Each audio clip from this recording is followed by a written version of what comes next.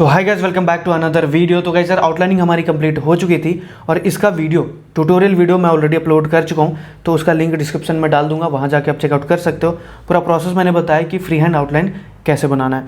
अब यहाँ पर बात करते हैं शेडिंग की। शेडिंग मैं स्टार्ट करूँगा इस वीडियो में, बट उससे पहले एक और चीज़ हम देख लेते हैं, क्योंकि यहाँ पर मैंने फ्री हैंड आउटलाइन बनाया है तो एक्यूरेसी डेफिनेटली अगर आप कंपेयर करोगे ग्रिड मेथड से या फिर और कोई मेथड यूज़ करो जिसमें आप चीज़ें मेज़र कर पा रहे हो, उस मेथड से अगर कंपेयर करो फ्री हैंड को, तो इतनी आसानी से जो है वो एक्यूरेसी अचीव नहीं कर पाते हैं। अगर आप साइड बाय साइड देखो तो कहीं ना कहीं आपको मिस्टेक्स दिखेंगे और कुछ ना कुछ दिखेगा आपको। बिल्कुल सेम टू सेम करना इतना आसान नहीं है, अब इम्पॉसिबल नहीं है, आसान नहीं है। आप बार बार इसको रिवाइज़ करोगे, धीरे धीरे धीरे करके ये एक्यूरेट हो जाएगा। तो जितने बार इसको आप ऑब्जर्व करोगे, जितने बार इसको रिवाइज़ करोगे, उतना ही एक्यूरेट ये बनता जाएगा। तो उस वीडियो में जो आउटलाइनिंग जिसमें मैंने बताई थी, उसमें आप देखोगे फाइनल जो रिज़ल्ट आया था वो इतना एक्यूरेट नहीं था जितना अभी आपको दिख रहा है। बीच में मैंने थोड़ा बहुत और रिवाइज़ करा था, तो थोड़े बहुत चेंजेस करे थे ऑब्जर्व करके, वो मैंने इतना कर दिया। अब यहाँ पर भी आप और ध्यान से देखोगे अलग अलग पार्ट को, तो यहाँ पर भी बहुत सारी मिस्टेक्स दिखेंगी। तो जो विजिबल मिस्टेक्स है ना, जो बहुत ही ईजिली ऑब्जर्व हो रहा है कि हाँ यहाँ पे ये मिस्टेक है, उसको मैं ठीक कर लेता हूँ सेटिंग करने से पहले, क्योंकि वो बहुत ज़्यादा विजिबल है, उसको ठीक करने का ऑप्शन दिख रहा है तो हम ठीक कर लेंगे। बाकी चीज़ें हम सेटिंग में कवर करेंगे। और अगर आप साइड बाय साइड कंपेयर करते हो ना, और वही पिक्चर को कंपेयर करते हो ग्रिड मेथड से, तो वो सही चीज़ नहीं होती है। क्योंकि अगर आप फ्री हैंड में बिल्कुल एक्यूरेट आउटलाइन बनाना चाहते हो तो बहुत ज़्यादा समय लगता है। अब छोटे छोटे चीज़ों को ऑब्जर्व करना पड़ेगा, सारे एंगल्स, बहुत सारी चीज़ें होती हैं, तब जाके एकदम एक्यूरेट आउटलाइन बन पाती है। ठीक है, तो यहाँ पे कुछ कुछ मिस्टेक्स मैं दिखाता हूँ जो कि इसमें हो रखा है, और जो विजिबल है उसको ठीक करेंगे। उसके बाद सीधा मैं शेडिंग में जंप करूँगा। सबसे पहला जो मिस्टेक मैं आपको दिखाता हूँ वो है ये। अब यहाँ पर देखो, इनके जो क्लॉथ हैं वो लिप्स, लोअर लिप के जो लास्ट एंड पार्ट है, ये जो एंड पार्ट है वहाँ से ही स्टार्ट हो रहा है, थोड़ा सा नीचे ये होना चाहिए था। अब यहाँ पर देखो, ये इमेज के हिसाब से जो क्लॉथ है वो यहाँ से स्टार्ट होनी चाहिए थी, बट मैंने यहाँ पर इतना का डिफरेंस छोड़ दिया था, तो यहाँ पर हम ये ठीक कर लेंगे। उसके बाद ये एंगल भी मैंने बहुत ज़्यादा बार नोटिस करी है कि ये जो एंगल है यहाँ से और ये जो एंगल है ये थोड़ा सा कम है, ये थोड़ा सा ना यहाँ पर होना चाहिए था इस एंगल में, तो ये भी हम चेंज करेंगे। और हेयर को भी आप देखो तो हेयर का जो विड्थ है वो इतना ज़्यादा नहीं है जितना मैंने यहाँ पर दे दिया है, तो ये भी ऑलमोस्ट इस तरीके से होगा, क्योंकि ये थोड़ा सा पीछे जाएगा तो हेयर थोड़ा सा इस तरीके से आ जाएगा, और इतना ऊपर नहीं, ये इतना ही रहेगा। और पीछे वाला एरिया ऑलमोस्ट ठीक है, ज़्यादा उसमें दिक्कत नहीं है। यहाँ पर अच्छा खासा डिफरेंस है, तो ये इतना होगा। उसके बाद एक और जो विजिबल मिस्टेक है वो है ईयर। हालांकि मैंने पिछले वाले से बहुत ज़्यादा चेंजेस करे हैं, तो अभी फिर भी जो पोजीशन है वो सही है, बट थोड़ा सा एंगल वगैरह मैं आपको दिखाता हूँ। जैसे आप साइड बाय साइड में रख के बताता हूँ ताकि आपको बेहतर समझ में आए। अभी ये वाला एंगल जो है, ये अब देखो और ये देखो, ये बिल्कुल सीधा इस तरीके से जा रहा है, और इसकी जो एंगल है वो ऐसे है। तो यहाँ पर ये भी थोड़े बहुत मुझे चेंजेस करने पड़ेंगे। ये इसकी जगह पे ये यहाँ पर आ जाएगा इस तरीके से।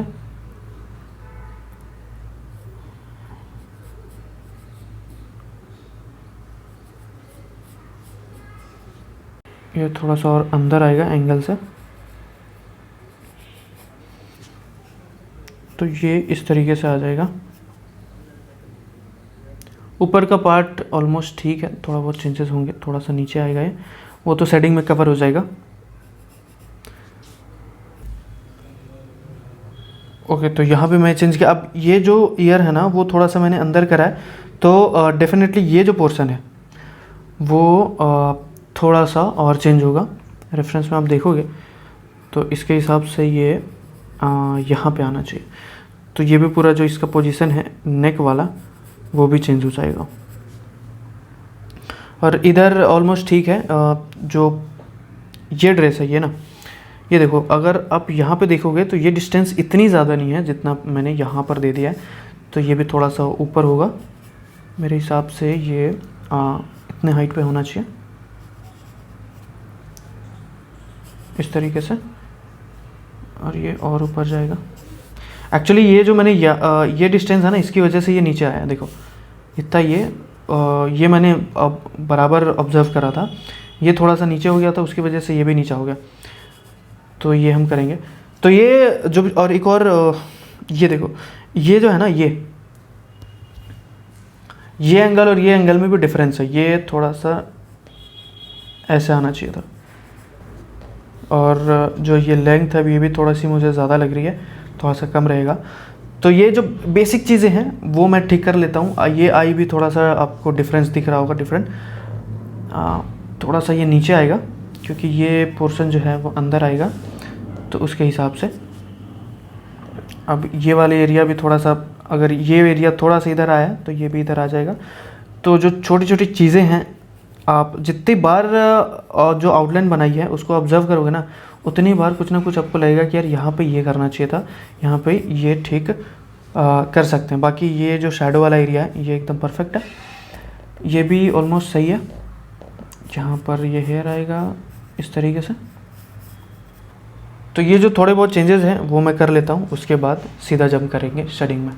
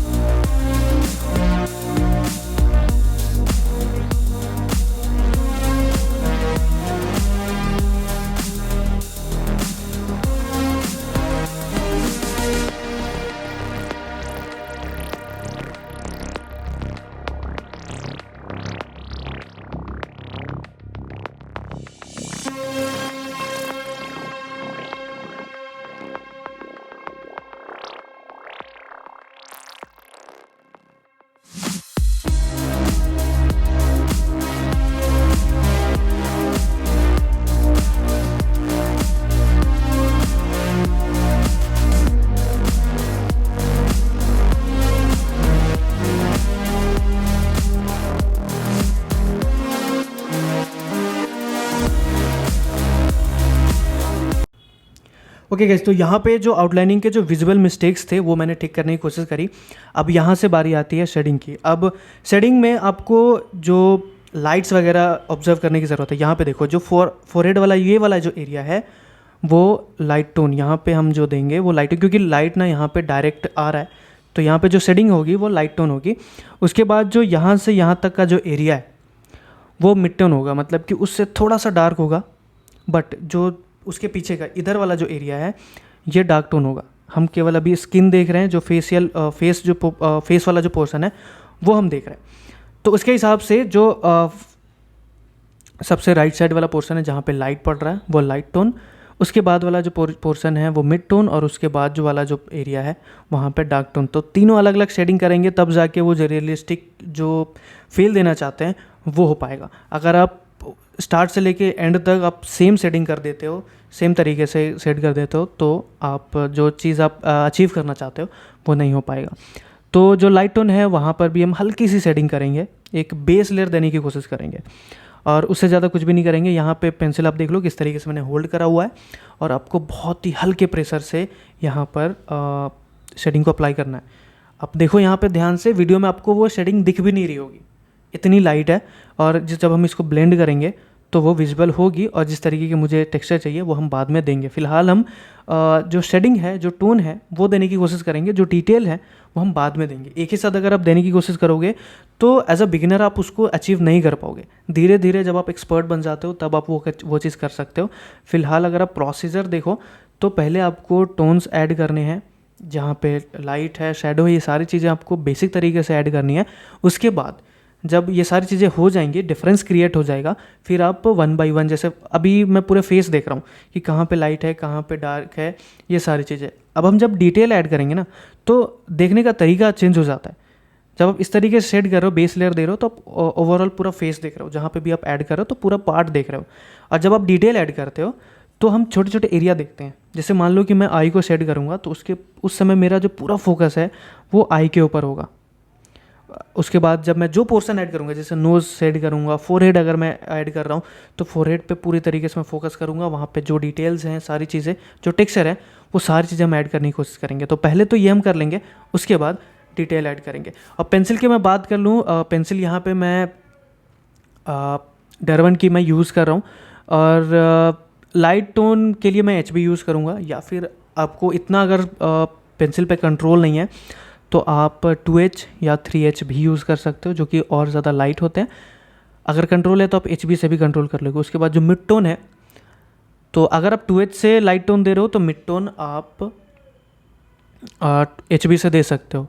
और जो डार्क टोन है, उसको आप सेम पेंसिल से थोड़ा सा हल्का प्रेशर ऐड करके या फिर लेयर ऐड करके थोड़ा सा डिफरेंस क्रिएट कर सकते हो।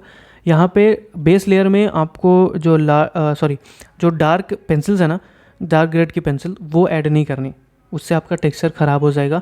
बेस लेयर में आपको हमेशा लाइट ग्रेड की पेंसिल यूज़ करनी है। तो यहाँ पर HB यूज़ करो डार्क टोन के लिए, लेकिन वहाँ पे लेयर ऐड करो या फिर थोड़ा सा आप प्रेशर अप्लाई कर सकते हो, ताकि जो डिफरेंस क्रिएट करना चाहते हैं वो हो जाए। यहाँ पर बेस लेयर देने के बाद हम इसे हल्का सा ब्लेंड करेंगे, और इसके लिए मैं यहाँ पर यूज़ कर रहा हूँ मेकअप ब्रश। आप टिश्यू पेपर भी यूज़ कर सकते हो या फिर कॉटन भी यूज़ कर सकते हो। बड़ा एरिया है तो आप ब्लेंडिंग स्टम्प और जो बर्ड्स होते हैं वो नहीं यूज़ कर पाओगे, क्योंकि उसमें ज़्यादा टाइम भी लगेगा और पैचेस भी आ जाते हैं, तो जिस तरीके से आपको ब्लेंड करना वो नहीं हो पाएगी। तो ये 3 ऑप्शन है, आप इसको यूज़ कर सकते हो। और यहाँ पे हल्की सी ना क्या हुआ था, जब मैं आउटलाइन बना रहा था और शेडिंग के बीच में जो है टाइम ज़्यादा हो गया था, तो अभी थोड़ा बहुत डस्ट जो है फिंगर के ऊपर जो डस्ट लगे होते हैं, ऑयल होते हैं, वो थोड़ा सा लग गया था। उसकी वजह से थोड़े से पैचेस आपको दिख रहे होंगे, वो आगे जाके मैं ठीक कर लूँगा। बट इस चीज़ का आप भी ध्यान रखो, आप हमेशा हैंड को क्लीन रखो, या फिर आप पेपर यूज़ करो उसके ऊपर। जो भी आप आउटलाइन बना रहे हो, शेडिंग कर रहे हो, तो उसके ऊपर पेपर ऐड करने की कोशिश करो, ताकि ये प्रॉब्लम आपके साथ ना हो। ओके, तो यहाँ पर मैंने बेस लेयर दे दिया है, और जो डिफरेंस हमें चाहिए, जो लाइट एंड शेडो के बीच का डिफरेंस है, जो आप रेफरेंस में देख पा रहे हो, वो जो चाहिए वो एकदम से अगर आप चाहोगे ग्रेफाइट के अंदर तो वो नहीं मिलती है। वही चीज़ हम क्रिएट करेंगे layer by layer. First layer में अभी आपने देखा कि सारी चीज़ें फ्लैट दिख रही हैं, कहाँ पे लाइट कहाँ पे डार्क है उतना ज़्यादा क्लियर नहीं है। अब हम वही चीज़ को यहाँ पे क्लियर करेंगे। धीरे धीरे हम लाइट एंड शेडो के बीच का जो डिफरेंस है वो क्रिएट करने की कोशिश करेंगे। यहाँ पे अगर मैं चारकोल में जाता तो सीधा मैं डार्क कर सकता था, लेकिन जब आप ग्रेफाइट यूज़ करते हो तो आपको लेयर बाय लेयर जाना पड़ता है। तो यहाँ पर जो फर्स्ट लेयर मैंने दिया था वो HB से दिया था, और अभी जो लेयर दे रहा हूँ वो 2B से दे रहा हूँ। और ये सारी चीज़ें कि कौन सा पेंसिल कब यूज़ करना है, ज़रूरी नहीं कि 2B से जो मेरा रिज़ल्ट आ रहा है वही रिज़ल्ट आपको भी मिलेगा। आपको ये चीज़ का ध्यान रखना है कि रेफरेंस में आपने देखा कि कितना डार्क है और किस तरीके का टेक्सचर है। अगर आपने अच्छे तरीके से प्रैक्टिस करी है और पेंसिल का अच्छा खासा आपको नॉलेज है, तो इसमें होगा क्या कि आप खुद ये अंदाज़ा लगा सकते हो कि ये जो रिज़ल्ट है, इतनी डार्कनेस या फिर इस तरीके का टेक्सचर आप कौन से पेंसिल से अचीव कर सकते हो, कितने लेयर में कर सकते हो। तो ये सारी चीज़ें आपके ऊपर है। आप हो सकता है कि यहाँ पे अगर आप 4B अप्लाई करो तो हो सकता है कि इससे अच्छा रिज़ल्ट आपको मिले।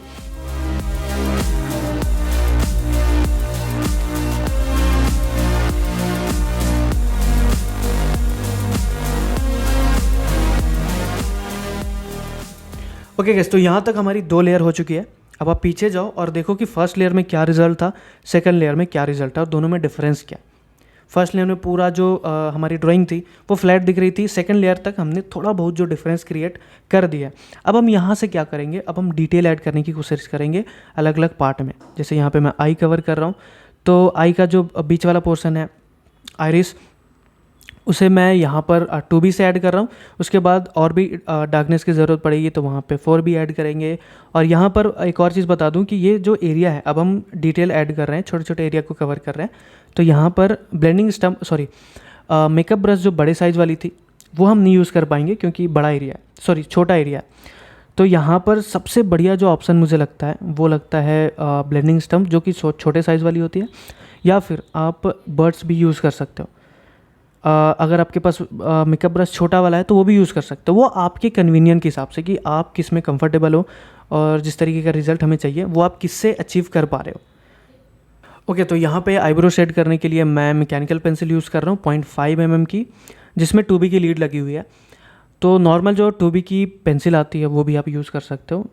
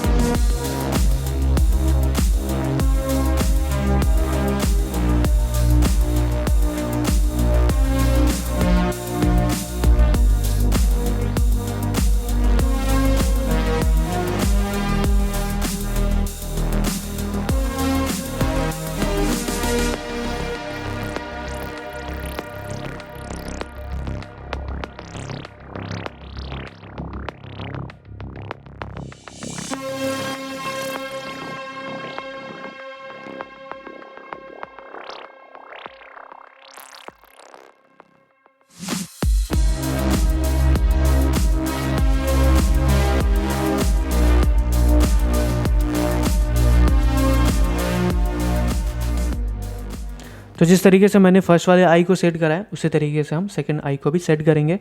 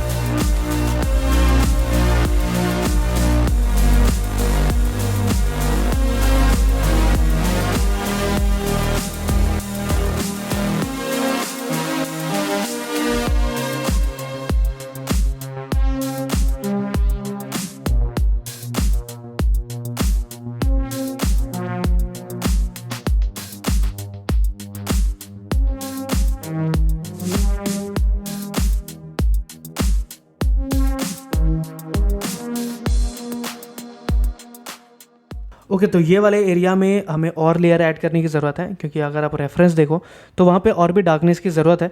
तो यहाँ पर मैं 4B पेंसिल अप्लाई कर रहा हूँ। आप कोई भी 4B या फिर आप पेपर के हिसाब से देख लो, 6B या फिर 2B से भी अगर आपका काम हो जाता है तो आपको देख लेना है कि किस तरीके का रिज़ल्ट, आप जो भी रेफरेंस देख रहे हो वहाँ पे किस तरीके का रिज़ल्ट चाहिए। अगर आपका काम उससे 4B से हो जाता है तो कोई इशू नहीं है। यहाँ पे अगर आपको 6B की ज़रूरत है तो उससे भी कोई इशू नहीं है।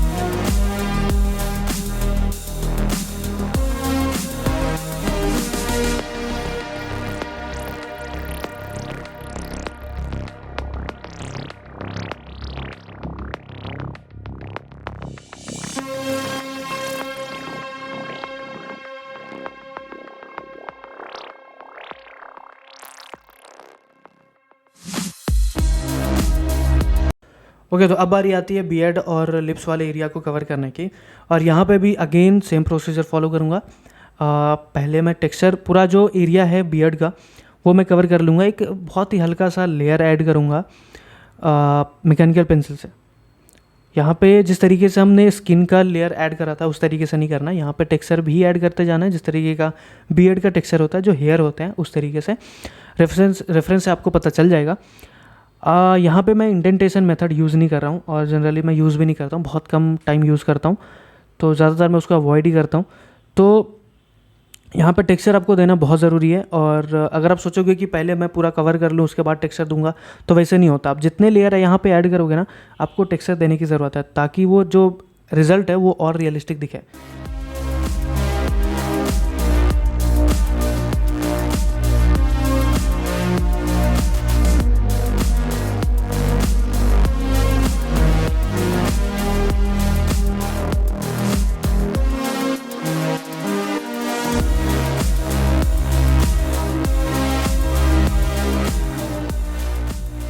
ओके गाइस, तो बियर्ड का ये जो पोर्शन है वो देखो, यहाँ पर टेक्सचर नहीं है, ये पूरा एरिया पूरा शैडो में है, तो पूरा कंप्लीट डार्क एरिया है। अब इसको ऐड करने के लिए यहाँ पर उतना टेक्सचर देने की ज़रूरत नहीं है। ये जितना अभी एरिया होगा जो कंप्लीट डार्क है, जहाँ पे कोई टेक्सचर नहीं है, उसमें हम प्रेशर अप्लाई करके सीधा एरिया को हम डार्क कर सकते हैं और उसको ब्लेंड कर सकते हैं। तो जो डार्कनेस है वो अच्छे तरीके से अचीव हो सकती है।